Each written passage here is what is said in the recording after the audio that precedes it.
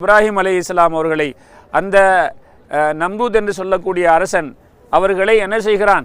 அவருடைய இந்த ஏகத்துவ பிரச்சாரத்தினால் அவர்களை பெரிய நெருப்பை மூட்டி அதிலே வீசுவதற்காக முடிவெடுத்த போது அவர்கள் அசையாத ஒரு முடிவோட ஈமானியத்தான உறுதியோட சொன்னார்கள், ஹஸ்புன் அல்லாஹு வனிஅமல் வக்கீல், அல்லாஹ் இருக்கிறான்.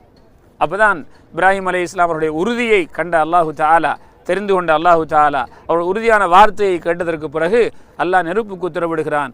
குல்னா யா நாரு கூனி பர்தன் வசலாமன் அலா இப்ராஹிம், நாம் சொன்னோம் நெருப்புக்கு நெருப்பே கூனி பர்தன், நீ கூழாக ஆகிவிடு. நெருப்புடைய இயல்புத்தன்மை என்ன? கூழா சூடா?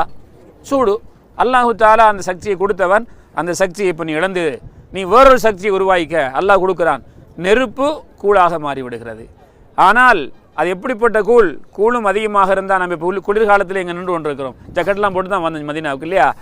அப்போது சரியான குளிர் அடிக்கலைங்க. அந்த கூழ் அதிகமாக இருந்தாலும் பிரச்சனை. அல்லாஹ் என்ன சொல்லான்? கூனி பர்தன் வசலாமன், அவங்க தாங்குகிற மாதிரியான கூழ் அலா இப்ராஹிமுக்கு அலைஹிஸ்ஸலாம். அப்படியே ஆகிவிட்டது. அவர்கள் அதிலிருந்து மீண்டு வருகிறார்கள்.